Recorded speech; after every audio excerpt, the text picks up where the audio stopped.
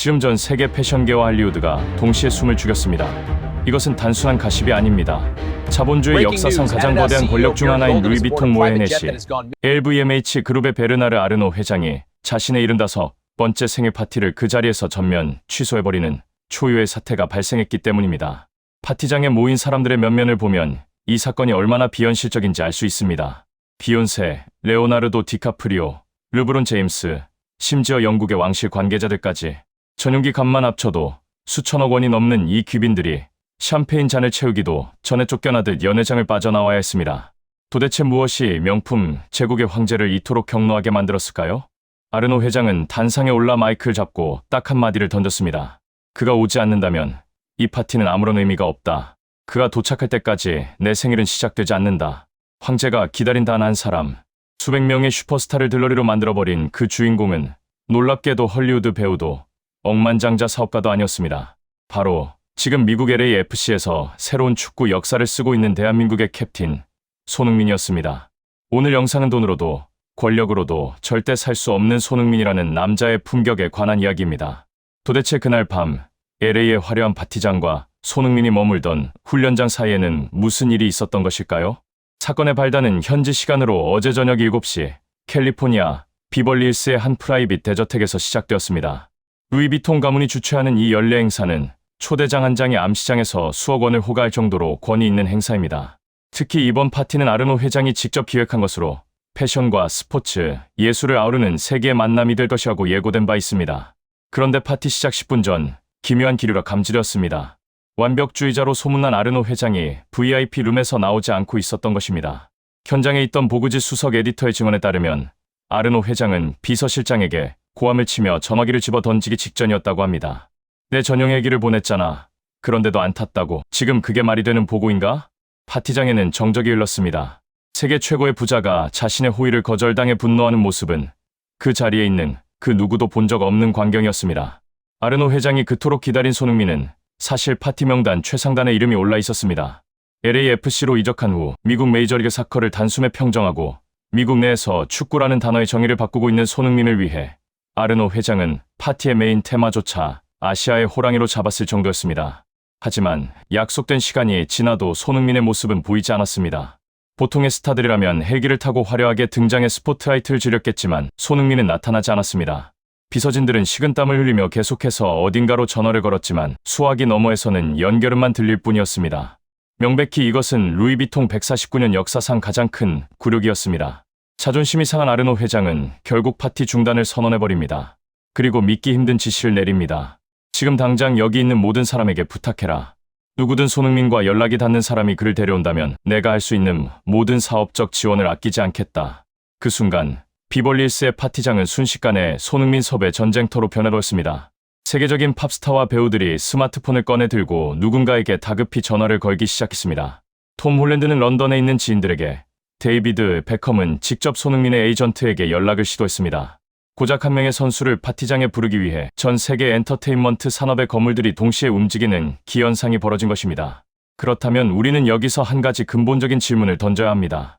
왜 베르나르 아르노는, 그리고 왜 전 세계의 셀럽들은 이토록 손흥민에게 집착하는 것일까요? 단지 그가 축구를 잘해서일까요? 아니면 그가 아시아 시장에서 가진 영향력 때문일까요? 전문가들은 고개를 가로저으며 그것은 표면적인 이유일 뿐이라고 말합니다. 프랑스의 저명한 사회학자이자 패션 평론가인 장 피에르 교수는 이번 사태를 두고 이렇게 분석했습니다. 명의 어원은 빛나다라는 뜻입니다. 하지만 현대 사회에서 명품은 돈만 있으면 누구나 가질 수 있는 공산품이 되었죠. 아르노 회장은 알고 있는 겁니다. 이 지구상의 돈으로 절대 통제할 수 없는 진짜 명품 인간이 누구인지 말입니다. 그에게 손흥민은 단순한 모델이 아니라 루이비통이 도달하고 싶은 장인 정신의 의인화 그 자체입니다. 실제로 손흥민이 LAFC로 이적한 이후 보여준 행보는 미국 사회에 신선한 충격을 주고 있습니다. 헐리우드 스타들이 즐비한 LA에서 그는 단 한 번도 클럽이나 호화로운 파티에서 목격되지 않았습니다.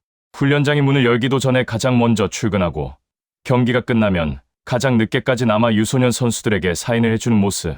화려한 거치장보다 본질에 집중하는 그의 태도는 역설적으로 가장 화려한 삶을 사는 사람들에게 경외감을 불러일으킨 것입니다. 맨체스터 유나이티드의 전설이자 현재 인터 마이애미의 구단주인 데이비드 베컴은 현장 인터뷰에서 씁쓸한 미소를 지으며 이렇게 말했습니다. 제가 전화를 걸었을 때 아르노 회장이 제 옆에 서서 스피커폰에 귀를 기울이고 있었습니다. 저는 소니가 전화를 받지 않을 거라는 걸 알고 있었어요. 왜냐하면 지금은 저녁 8시 소니가 취침 준비를 하거나 개인 회복 훈련을 할 시간이거든요. 아르노 회장은 돈으로 시간을 사려고 했지만 소니는 자신의 시간을 오직 축구에만 씁니다. 그게 바로 우리가 그를 존경하는 이유죠. 바로 이 지점입니다. 세상 모든 것이 자본의 논리로 돌아가는 비벌리힐스 한복판에서 자신의 원칙을 지키기 위해 세계 최고 부호의 초대를 거절할 수 있는 용기. 그것은 오만함이 아니라 자신의 직업에 대한 지독한 성실함에서 나오는 바이브였습니다. 그런데 여기서 더 놀라운 반전이 기다리고 있었습니다. 연락이 두절된 줄 알았던 손흥민의 행방이 뜻밖의 장소에서 포착된 것입니다. 파티장이 아수라장이 되어가던 그 시각, 파파라치들의 카메라는 엉뚱한 곳을 향하고 있었습니다. 비벌리힐스의 대저택에서 차로 40분 떨어진 LA 외곽의 한 허름한 공립운동장.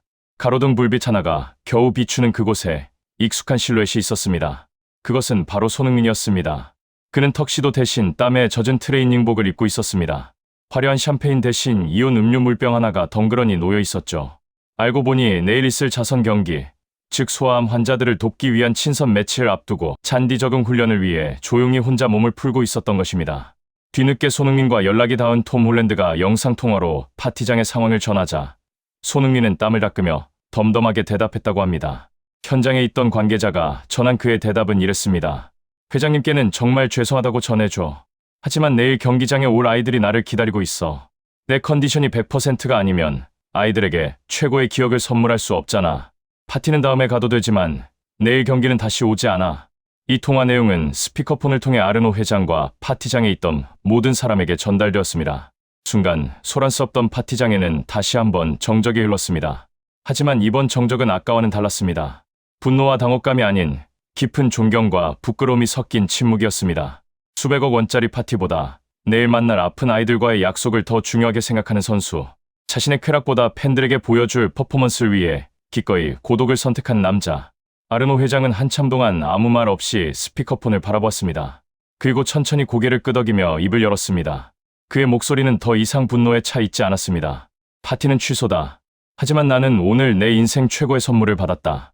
진짜 명품이 무엇인지 저 청년이 나에게 가르쳐 주었군. 루이비통의 어떤 가방도 저 선수의 땀방울보다 아름다울 수는 없다. 아르노 회장은 그 자리에서 즉시 내일 열릴 손흥민의 자선 경기에 거액의 후원금을 내놓겠다고 선언했습니다. 파티를 위해 준비했던 최고급 케이터링 음식들은 모두 LA 지역의 노숙자 보호소와 아동병원으로 보내졌습니다. 손흥민이 파티에 오지 않음으로써 오히려 그 파티는 나눔이라는 더 큰 의미를 갖게 된 것입니다. 그날 밤 비벌리힐스의 화려한 불빛은 꺼졌지만 LA 외곽의 낡은 운동장 가로등은 밤새 꺼지지 않았습니다. 이 사건은 단순한 해프닝으로 끝나지 않고 미국 전역에 큰 울림을 주었습니다. 현지 매체들은 손흥민은 축구 선수를 넘어선 그다. 헐리우드가 잃어버린 진짜 스타의 품격을 보여주었다며 대서특필했습니다. 우리는 종종 성공의 척도를 돈이나 명예, 얼마나 화려한 인맥을 가졌느냐로 평가하곤 합니다. 하지만 손흥민은 우리에게 전혀 다른 길을 보여줍니다. 가장 높은 곳에 올라갔을 때조차 가장 낮은 자세로 자신의 본질을 지키는 것. 화려한 파티장에 유혹을 뿌리치고 어두운 운동장에서 홀로 자신과 싸우는 고독한 시간들. 그것이 쌓이고 쌓여 지금의 월드 클래스 손흥민을 만든 것입니다. 베르나르 아르노 회장이 그토록 그를 원했던 이유는 어쩌면 자신이 가진 막대한 부로도 절대 살 수 없는 그 성실함의 아우라를 동경했기 때문일지도 모릅니다. 누군가는 그를 보고 융통성이 없다고 말할 수도 있습니다.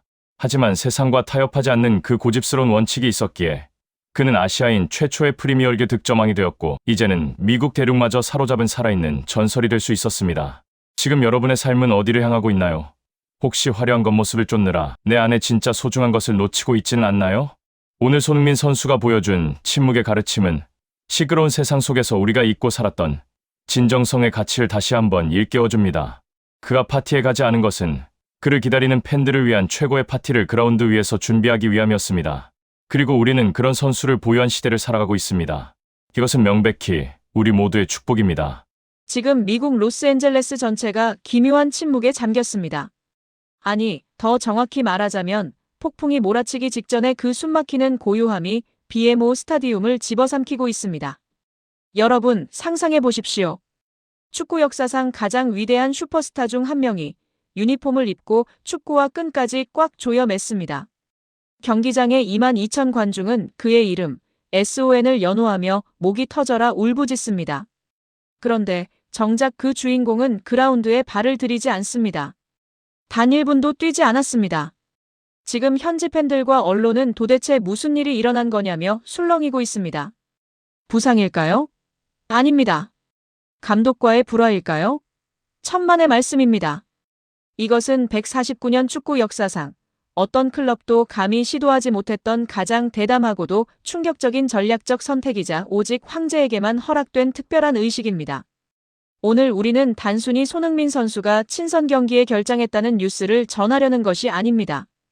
이것은 2026년 북중미 대륙을 집어삼키기 위해 웅크린 맹수의 숨 고르기이자 LAFC라는 구단이 손흥민이라는 국보를 어떻게 대우하고 있는지를 보여주는 소름 돋는 증거입니다. 왜 손흥민은 벤치에 앉아만 있었을까요? 그리고 그 침묵 뒤에 숨겨진 LAFC의 진짜 계획은 무엇일까요? 지금부터 그 거대한 시나리오의 뚜껑을 열어보겠습니다. 시계를 며칠 전으로 되돌려보겠습니다. LAFC의 프리시즌 훈련 캠프. 캘리포니아의 뜨거운 태양 아래 모든 선수가 거친 숨을 몰아쉬고 있습니다. 하지만 카메라 렌즈가 쫓는 곳은 단 한 곳. 바로 손흥민 선수입니다. 그런데 이상한 장면이 포착됩니다. 손흥민 선수는 분명 팀 훈련을 100% 소화했습니다. 동료들과 웃으며 패스를 주고받았고 특유의 날카로운 슈팅으로 골망을 흔들었습니다. 몸 상태는 그야말로 퍼펙트 그 자체였습니다. 하지만 막상 휘슬이 울리고 친선 경기가 시작되자 그는 벤치 깊숙한 곳에 자리를 잡았습니다. 현지 팬들은 당혹감을 감추지 못했습니다. 우리는 SON을 보러 왔다. 티켓값의 절반은 손흥민 때문이다. 라는 볼멘 소리가 터져나왔습니다. 하지만 LAFC의 마크 도스 산토스 감독과 구단 수뇌부의 표정은 단호했습니다. 명백히 그들은 지금 눈앞의 흥행보다 더 거대한 역사를 보고 있었기 때문입니다. 구단 공식 홈페이지에 올라온 성명서는 그야말로 의미심장했습니다. 손흥민은 이제 막 2026년을 시작하고 있다. 그는 옷을 입고 몸은 풀었지만 경기에 나서지 않았다. 그는 90분 동안 경기를 지켜봤고 동료들과 시간을 보냈다. 이 문장 속에 숨겨진 진짜 의미를 읽어야 합니다. LAFC에게 손흥민은 단순한 선수가 아닙니다. 소모품처럼 친선 경기에 내보내 체력을 낭비하게 할 존재가 아니라는 뜻입니다. 오는 2월 18일 한국 시각으로 다가오는 그날. 장소는 온두라스의 산페드로술라 에스타디오 프란시스코 모라잔입니다. 2026년 북중미 카리브 축구 연맹 CONCACAF 챔피언스컵 1라운드. 이것은 친선전 따위가 아닙니다. 북중미의 챔피언을 가리는 그야말로 전쟁터입니다. 온두라스 원정은 악명 높기로 유명합니다. 30도를 넘나드는 고온 다습한 기후, 상대팀 팬들의 적대적인 함성, 그리고 거친 태클이 난무하는 곳입니다. LAFC는 바로 이 전쟁을 위해 자신들의 가장 강력한 무기인 손흥민을 철저하게 봉인해둔 것입니다. 마치 핵무기 발사 버튼을 누르기 직전 카운트다운을 세고 있는 것과 같습니다. 잠시 손흥민 선수가 미국 땅을 밟았던 2025년 여름으로 가보겠습니다. 10년 동안 정들었던 런던을 떠나 LA에 도착했을 때 일부 호사가들은 비아냥거렸습니다. 은퇴하러 가는 것 아니냐, 헐리우드 라이프를 즐기러 간다는 둥 깎아내리기 바빴습니다. 하지만 그 의심이 환호로 바뀌는 데는 딱 3개월이면 충분했습니다. 아니 3개월도 길었습니다. 단 첫 경기, 첫 터치면 충분했습니다. 불과 3개월 만에 12골 4도움. 경기당 공격 포인트 1.5개라는 말도 안 되는 수치. 이것은 적응기가 필요한 선수의 기록이 아닙니다. 이미 리그의 수준을 아득히 뛰어넘은 포식자의 기록입니다. LAFC가 선정한 2025년 최고의 10장면 중 무려 3개가 손흥민과 관련되어 있다는 사실이 무엇을 증명합니까? 손흥민이 해냈다. 부안가와 손흥민의 비상. 손흥민 계약. 이 문구들은 단순히 그가 골을 넣어서가 아닙니다. 그가 공을 잡을 때마다 경기장의 공기가 바뀌고 패배의식에 젖어있던 팀 전체의 DNA가 승리자의 것으로 뒤바뀌었기 때문입니다. 존 토링턴 LAFC 단장의 인터뷰를 보십시오. 그는 떨리는 목소리로 이렇게 고백했습니다. 손흥민은 선수와 스태프 그룹 내에서의 능력, 긍정적인 영향력이 대단하다. 그는 겸손함과 우아함이 결합된 수준의 스타다. 겸손함과 우아함. 미국 스포츠계에서 좀처럼 듣기 힘든 표현입니다. 그들은 보통 지배, 파괴, 야수 같은 단어를 씁니다. 하지만 손흥민은 달랐습니다. 그는 누구보다 강력하지만 누구보다 팀을 먼저 생각합니다. 그가 벤치에 앉아있던 그날도 마찬가지였습니다. 경기에 뛰지 못해 불만을 터뜨리는 대신 그는 어린 선수들에게 다가가 어깨를 두드리고 전술적인 조언을 건넜습니다. 카메라가 켜져 있지 않은 곳에서도 그는 여전히 캡틴이었습니다. 토트넘에서 그랬듯 이곳 LA에서도 그는 이미 정신적인 지주가 된 것입니다.